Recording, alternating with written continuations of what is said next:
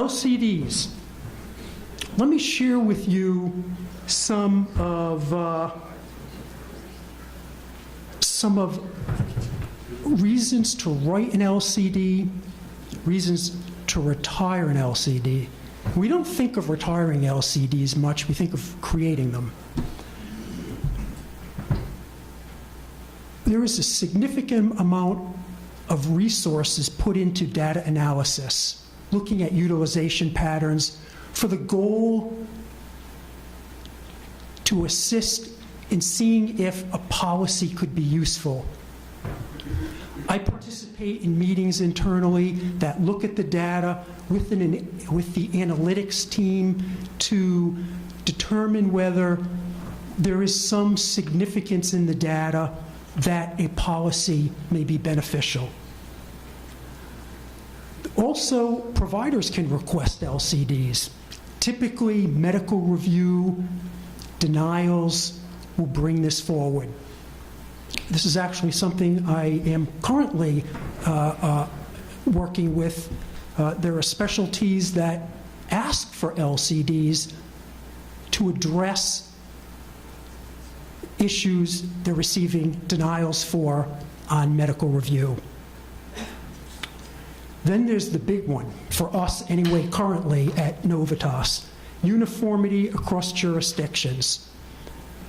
So what happened at Novitas was that Highmark Medicare Services had their jurisdiction up in the sort of Northeast, Mid-Atlantic area, had their set of existing LCDs, were awarded a new contract.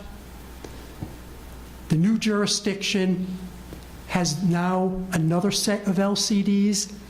What we did was we adopted the LCDs from the outgoing contractors when we took over the business. So now we're left with two sets of LCDs. We have some LCDs that don't exist in one jurisdiction and exist in another. We have some LCDs that exist in both jurisdictions. At least they address sort of the same topic, but they're not identical. In fact, some of it could be quite significantly different. So that, I can tell you, becomes extremely unwielding and operationalizing for one organization. Two sets of separate LCDs just doesn't allow for proper economies of scale.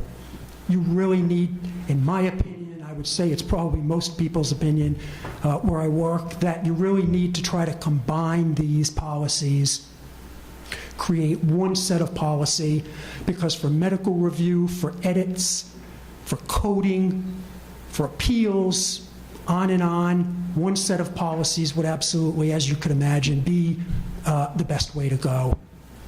So uniformity across jurisdictions is a reason to write the policy and also a reason to retire the policy. And a little more on reasons to retire. Outdated technology, absolutely. It's funny, I remember looking at one of the outgoing contractors' LCDs. I honestly had never heard of it. I think it existed before, or was popular before I was like practicing. I just, it was dead wood. It really was a policy that just somehow hung on for a long period of time. Also, there could be really no and low or low claim value. So the policy is really not being used very much. And we have had policies like that. In fact, when we're going through our project of consolidating, we're looking at the claim volume data. That's one of the pieces of information that we get along with medical review appeals and other resources where we find there's no volume in it. I mean, so what value is the LCD? Or if it's inconsistent with national policy. I've personally seen one NCD that was brought up to me by CMS that the coding was inconsistent with an NCD and was recommended to retire the policy.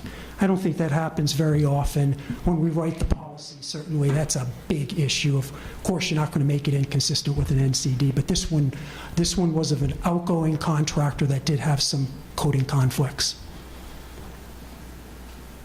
And then again, there's the uniformity I mentioned across jurisdictions. So we look at to see if it should be retired, and some are. We've had many recent retirements of LCDs. There's also one other piece that has gone into this kind of calculation overall, and that's the ICD-10 issue. I won't say that ICD-10s are in itself a reason that we would retire a policy. There wouldn't be a reason to retire the policy, but it may be a factor in what we do with the policy. Like, you could ask yourself, you know, some of these LCDs in this crossover from 9 to 10 went from 100, 200 codes to thousands.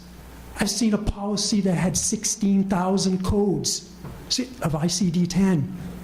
It sort of becomes like unwielding. What's the purpose of it? So then you start asking the question, do you need it? Do you have to have this coding in? Is it critical the policy contains the linkage between the procedure and the diagnosis? Some not. And in fact, that's true for a couple of policies. I don't think it's true for most, but some, yes. Fortunately, I know there were a couple that had just an enormous amount of ICD-10s, and it probably wasn't necessary to have it even in the policy.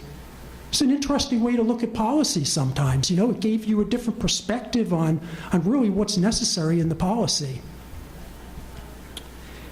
And the last bullet on this slide, so the MAC may adapt other existing contractors' LCDs first and work collaboratively. This also is in the Program Integrity Manual, encouraging the contractors to do these types of activities. There's a lot of value, in my opinion, with contractors working together to create similar LCDs, because the review of the literature, the evidence-based literature, and the standard of care across the country is often very similar. We're all looking at the same stuff. So having input and collaboration and looking at the literature and deciding, you know, the value of this information can be huge. I think there's only good outcomes from it. Of course, that's just a piece of it, and of course, you know, the CAC process and the comment period and the input from all of you are critical in the process, but still having collaboration amongst contractors, I think, is a good thing. It's being encouraged at CMS. I think it's going to move forward. I think it's a good step.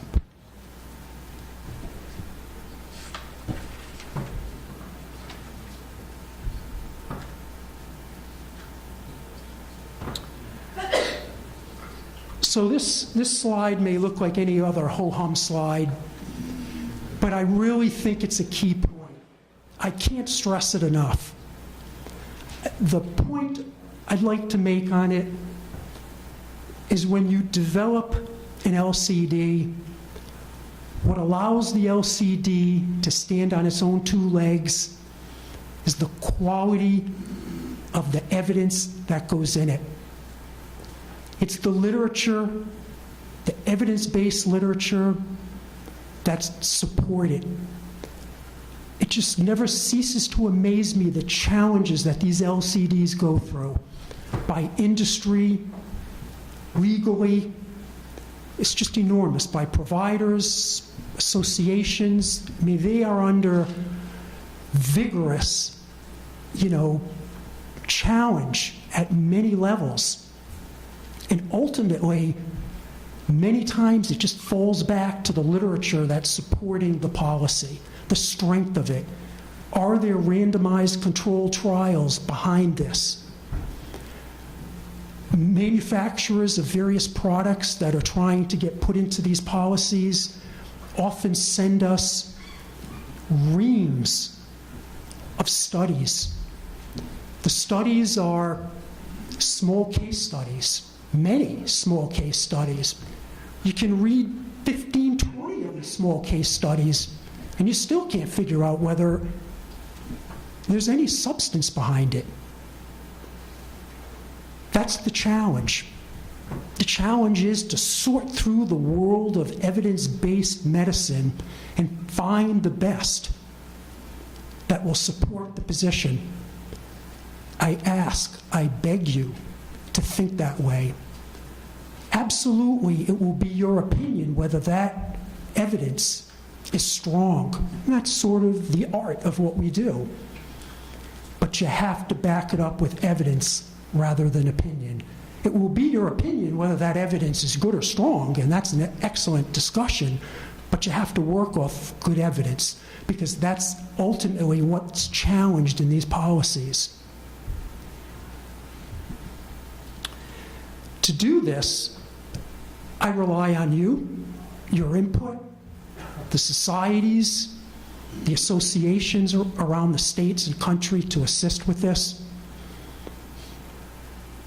I've spoken to experts in the field on these topics. I speak to people at the NIH, ask their opinion on it, if somebody has a certain specialty. I've called authors of articles, journal articles. Some authors have just published a lot on a certain topic. I've called that author.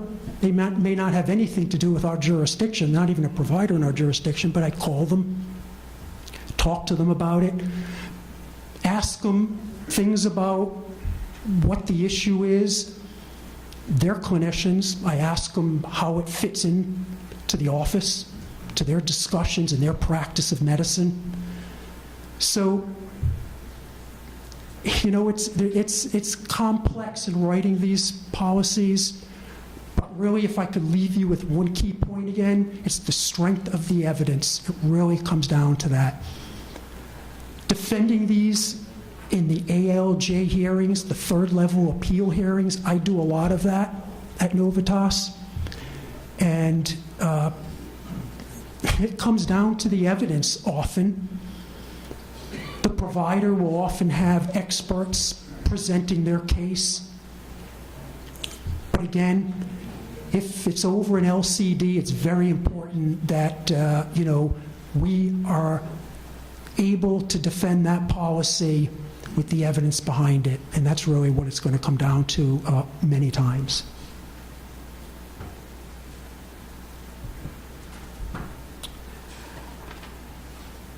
So, when writing the policies, of course they have to be consistent with other CMS resources that we use for guidance.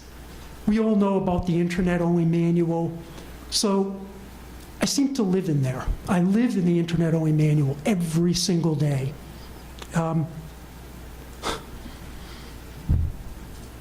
The two parts of the internet manual that are critical in the LCD writing process are the benefit policy manual and the claims processing manual. Of interest, the program integrity manual is what I used a lot today just for this discussion, just because I didn't want to say anything that would be terribly out of place with it. But the benefit policy manual has a lot of language in there about specific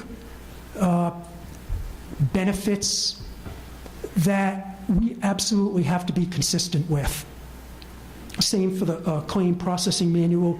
The Code of Federal Regulations, I don't know how many of you have read through some of it. It's difficult. It's challenging, requires interpretation. But there are things in there buried that are critical. I can't tell you how many times so far in the last 2 years that I have had pieces of the CFR copied into an email and sent to me challenging me about pieces of an LCD. And sure enough, they're really in the Code of Federal Regulations. I have to go back in there, I have to read through the CFR and understand it and read through the LCD to make sure that I understand those two perspectives and that they are not in conflict. And the same thing goes for change requests and TDLs. Some of these, all three of them, CFR, CRs, TDLs, they date back. I mean, the program's old. I'm seeing some 5, 10 years old. 5 or 10 years, and they're quoting them, they're cutting them out and asking me about interpretations of them as they apply to an LCD. And does the LCD, is it compliant with it? Does it agree? Is the intent of the LCD the same as the intent that's in the CFR? So, just some of the challenges. You may know this, I don't know. I've been told you are one heck of a sophisticated group I'm talking to, so I don't want to be, telling you things you know already, but these are just my observations, that when writing LCDs, these resources become critical because we're challenged with them, even old ones. And then, of course, NCDs, everybody understands NCDs and you have to be compliant with them.